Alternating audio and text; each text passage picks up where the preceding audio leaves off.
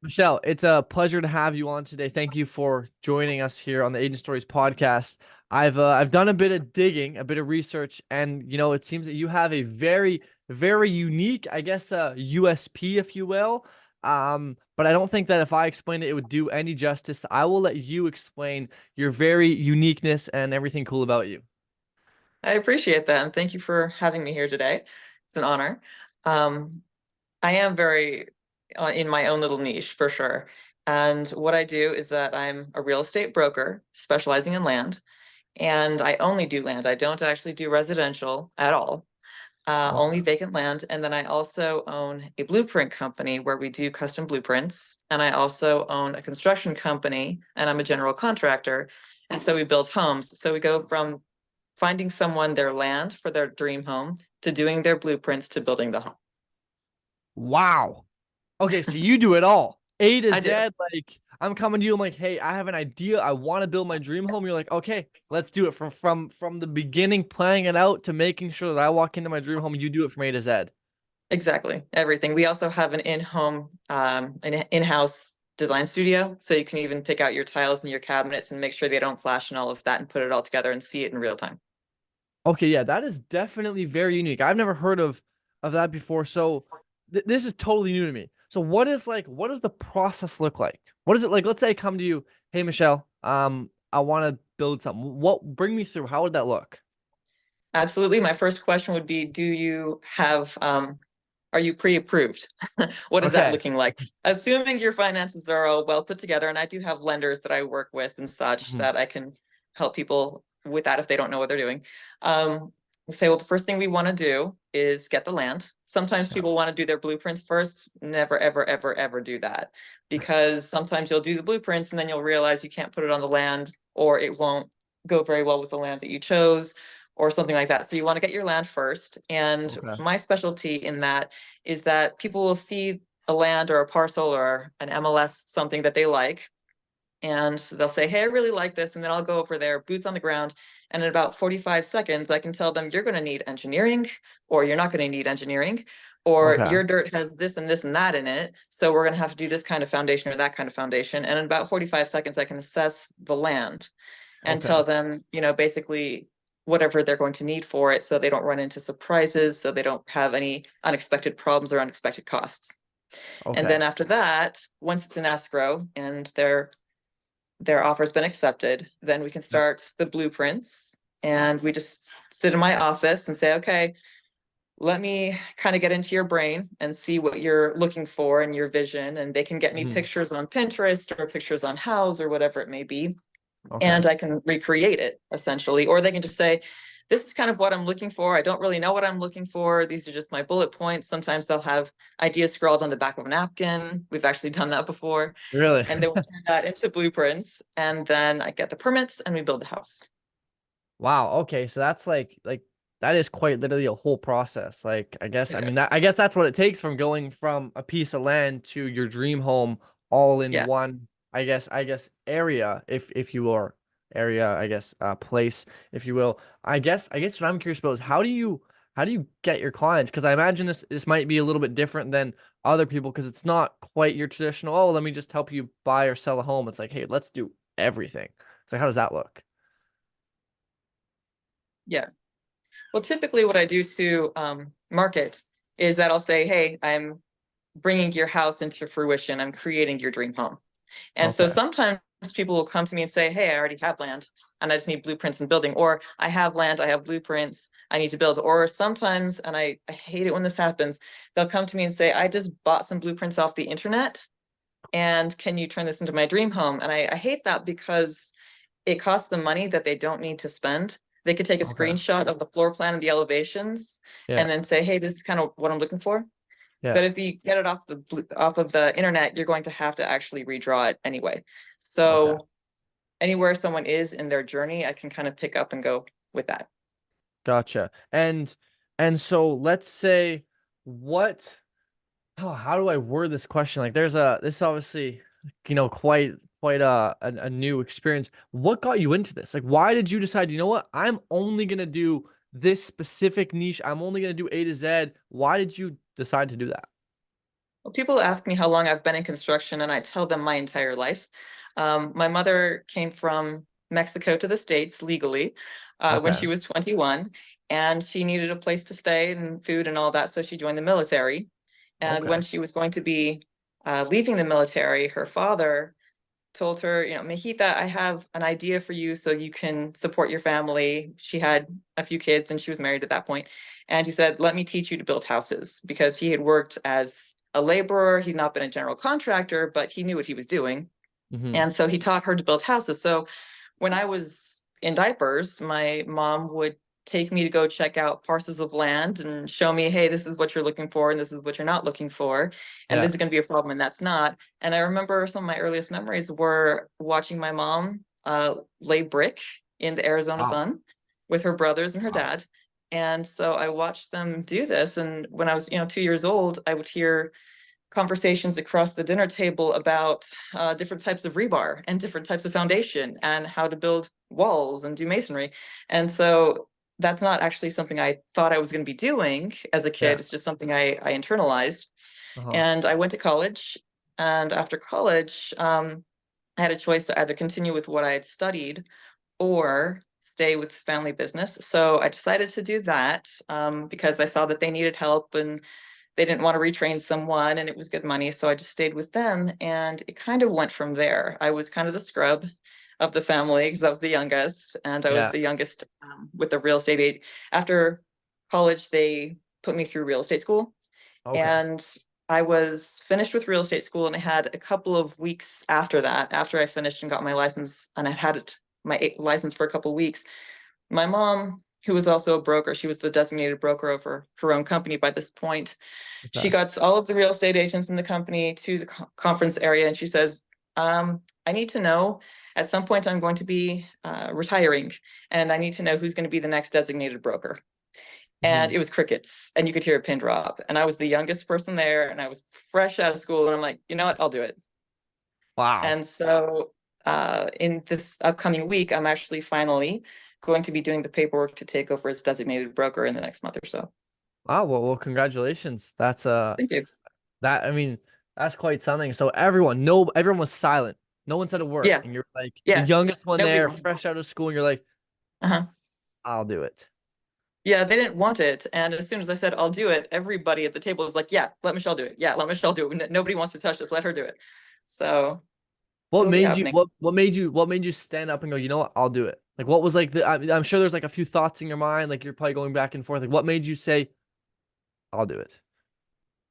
I think it was never a question. I think I just always really wanted to go as far as I could go wherever I was being placed. And I was also very willing to do what other people weren't willing to do. I think that's one way that you progress in any company or any entity is you Yeah. do what other people aren't willing to do and you take the risks that other people aren't willing to take. And when I heard that, to me, it wasn't fear, it was a huge opportunity. And I was quiet for a second because I was looking around and saying, okay, is anybody else going to take this? I don't Yeah. want to butt in, but it was dead silent. And I was like, oh, please let me do this. And at that point, you could see the relief on everyone's faces. Okay, yeah, have Michelle do it. Have Michelle do it. Okay. Why did nobody want to do it? Like what about it made it so unappealing to most of the people? I don't know. I think maybe they were afraid, or I think maybe they just wanted to have the life of a realtor and not have to be over everybody else and take the responsibility for everybody else, probably. I Gotcha. never actually asked and I never found out, but I'm guessing it was a little bit of fear. Okay, and then how long ago was that? Like how many years ago? About 20. Oh, 20. Let me so in these 20 years from you deciding to, you know what, I'm gonna do it. What has been some of the biggest takeaways or lessons you've learned? I mean, granted, I'm sure there's probably a bunch of different lessons you could say from every area of life, but let's say specifically from after making that decision. Like, obviously, there's probably a ton of different things you learn. Like, obviously, you now have a lot more responsibility, etc. What's like some of the biggest things you've learned in that point in time? I think one of the things that was a huge takeaway from me is, and it applies to all realtors, is do not quit. You're probably learning a whole lot more than you think you're learning. Because Hmm. when I started off and I was trying to, get up off the ground, sort of, and I had no idea what I was doing. And I was Yeah. trying to market and I was falling flat on my face over and over and over again. And I look back now and I'm like, I learned so much, and I learned what not to do. I learned Yeah. what not to say. I learned what will work and what doesn't work. And so Yeah. sometimes when you feel like you're falling flat on your face and you're like, I can't do this. Oh my gosh, I'm just not cut out for this. Keep going. Okay. Just don't quit. I love that. I love that. That's one of like my biggest, I guess, mottos that I live by is I've changed my definition of success lately. I mean, I guess the dictionary doesn't agree with me, but I've changed my own definition of success of not the monetary amount of money that's in my bank or not like the things I get, not the outcome, but rather what have I learned? And so in a few months from now, I define like I've had a successful few months, a successful quarter, successful whatever, by how much have I learned? Because I know if I can keep learning, it's my end goal is inevitable. It'll come eventually if I can just keep learning. And so I've changed it to have I learned today? And if I've learned today, it's a successful day. It's actually my this Japanese symbol represents the word Mhm. kaizen, which is continuous improvement, getting better every single day, like just constantly improving. So I love that because that's like something I live by. Is like just like keep going. And it's like when we look back at life, it's like some of my, I guess, hardest times, and maybe most people could agree with this, is like the hardest times when you learn the most. And that's when you Yeah, grow, because absolutely. when you learn, you grow. And it's like that's when everything like blossoms. So I love that. That's amazing. That's a good piece of advice. I think a lot of people, even though they subconsciously know, I think they need to hear is just like just keep going. Like it'll all pay off at some point. Yeah, and just keep learning and just keep, even if you don't feel like you know everything, just jump in and ask questions when you need to ask questions. Mhm. And even if you don't know what you're doing 100%, keep going because that's how you learn.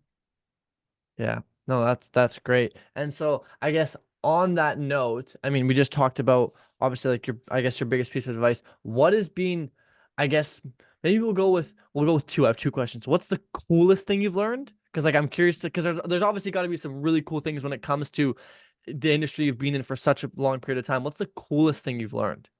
And I have another one after. I think the coolest thing I've learned after making a great many mistakes and learning along the way, the thing that really blew my mind was, oh my gosh, I can actually do this. I'm actually doing this. That's incredible. And I remember when I was building my first house, I was just going, can I do this? Can I do this? And I was sweating bullets and keeping a really strong, exterior for my client. Of course I can do this. And I get to the Mhm. end and I'm like, wow, I could actually do that. That's amazing. And you kind of have these moments like, wow, that thing that I didn't think I could do, I'm doing it. That's Yeah. incredible. So, No, that's awesome. That's super cool. So what's your favorite memory? Like you must have like one memory. I mean, maybe you have multiple, who knows? What's your favorite memory in however long? hmm, that's a fantastic question. I think probably my favorite memory was finishing my first house. You're supposed to have when you're learning to build houses, you're supposed to have a whole lot of people kind of helping you. And the way my mom started building was she just started building like a spec house, and she would make all the decisions, and then she'd turn around and sell it. I didn't Hmm. have that opportunity. I had a client who hired me for my first house, and so from the very beginning, it wasn't just learning to build a house; it was also answering to a client and taking the whole everything. And if they had questions, I had to be able to answer on the spot. And Yeah. all of that. So it was a little bit higher. But when I finished, and I looked at that house and was like, oh my gosh, I created this and it's beautiful. Hmm. It's amazing. It was so, so pretty. And they were so happy. And it had actually went through, and it had been a very difficult build in the sense that it Yeah. had been on a hillside. So I had to create, get some engineering done and create a building pad on this hillside so you could actually Oh, put the house on there. okay. And so yeah, the retaining walls and the riprap were out of this world. And I looked at it and I'm like, I cannot believe I did that, but I did. And it was just an amazing feeling. That's awesome. So would you say that's like your proudest moment as well? Like, wow, that first house, like Probably. complicated one, it's like you look back and like that was cool. Yeah, probably. And also I think it was also just the clients were so great to work with too, that it was just like, this was just a good experience. I was sweating bullets, and I was actually, between you and me, I was having nightmares all the time. It was just like, oh my gosh, what if I wake up and then something has gone horribly wrong? And but no, I finished and I looked and it was perfect and it was beautifully done and they were extremely happy. And I was like, wow, I can't believe I did that.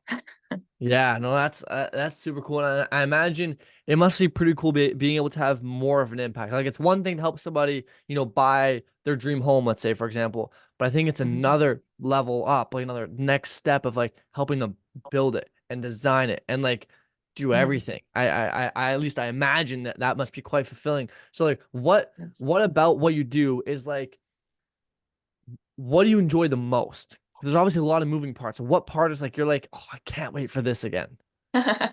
There are a lot of moving parts. One thing that I really love doing is I love getting land listings. I'm listening.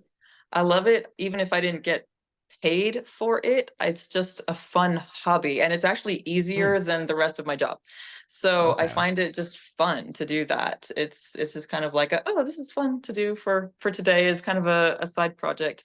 I Hmm. also really love designing the interior of the house, and people show Ah, up in my showroom and they see that they can pick up cabinets and match it to quartz and marble and flooring and whatever, and like this is so cool. And they put it together, and it's just like the vibe is just so much fun. And then for the building process, obviously I like finishing, but I yeah. really have always, since I was a kid, I love the smell of the framing stage when the walls are up and it's all woody and it smells like sawdust. It's like that's my happy Interesting. place. I love it. Interesting. Huh. So it sounds like you really like what you do. Would I that be a do. fair I do. assumption? Okay, yeah. Yeah. Like you seem very passionate about what you do, which I think is like amazing. And obviously it Thank you. reflects in your work. I looked on your website some of the homes and it's like, wow. That and like now I get to know that you were behind it, like not just like oh the building, but like from A to Z. It's like that's impressive. Like I've built some homes on like Minecraft and stuff. Yeah, My not kids even do too. close. My kids There do you too. go. I'm not always there from A to Z. Sometimes people have land already. Okay. Sometimes people have land and blueprints and I just build. Um, or sometimes people are like, I want to do this project. I get them the land, I get them the blueprints, and then they realize that I have to wait for a couple years before I can afford to build. So Mhm. it's kind of I don't do everything from A to Z, although I can, and sometimes I do. Gotcha. Yeah, you seem like quite a go-getter. Like you wanna do more. If you had to give a piece of advice to let's say your younger self, or and perhaps even somebody else that might be wanting to start out in this kind of space of like the entire process, land, build, design, etc. What piece of advice would you give somebody, or even your younger self? Let's put it that way. My younger self, I would tell my younger self, don't get discouraged. It will come. The knowledge and everything will come and it's going to get easier. In general, though, I would say two things. One, stay organized, Stay organized. because that organization is your whole life in this kind of situation. And the other one is don't be afraid to spend a little bit of money on marketing and such, because it will pay off and it will make your Gotcha. life easier. So if you have, a couple $100 that you can invest into a website or a funnel or something, even if you don't have very much to give, make sure that you're not afraid of spending some money to make some money. Gotcha. I love that. I love that. It's like we're speaking the same language here because like Mhm. lately, here we go again. I'm gonna go on another tangent. One of the things I've realized is like I've looked at money as a tool to make more money. Not as like, oh, I Yes. shouldn't just like be greedy with it. It's like I just look at it, okay, how can I use this to make more money? It's like completely changed how I operate. So it's like, okay, how can I Mhm. use this as a tool to help me make more? And so I love that philosophy. It's weird 'cause we have like such similar, I feel like mindsets to some extent where it's like, you're talking about like don't give up, keep learning. I'm like, damn, that Yeah. sounds like all the things I like to do too. I'm like, this is super cool. Um, I guess we're running out of time here, so I don't want to steal you for too much longer. But the last question I want to have for you, unless you want to input anything as well that you want to share, because obviously, I mean, there's just so many things that I don't know that I'm sure maybe there's something you're like, oh, I gotta tell this. So let's do that. Do you have anything that you're like, I have to share? This is super cool. We didn't talk about this that you want to share. The only thing I would think is don't give in to fear, Don't because give in. fear is going to be there, and don't let it stop you in any way, because you keep pushing forward and that's how you're going to be a success. That's how you're going to get further. That's how you're going to be able to reach your dreams. But fear will be there the whole time. You can't think Mhm. that people who crush their goals do it because they're not afraid. A lot of times they're terrified. They just keep going. Yeah. Oh, I love it. I have another quote, but I'm not gonna say it. I'm gonna keep it this time. I'll shut my mouth. I guess the last thing that I want to do before I know we got to run here is like if you had to start again. would you do anything different? Uh, Knowing what I know now, I would be less afraid. Less afraid. Okay, Probably. so back And to yeah. that. And I would also probably take notes earlier on the finer points of construction, because although I already knew it, there are some things that I didn't know as a 5-year-old. I knew what rebar was, I knew what footers were, but there's other things I'm thinking if I could go back, I would start earlier and learn more at a younger age.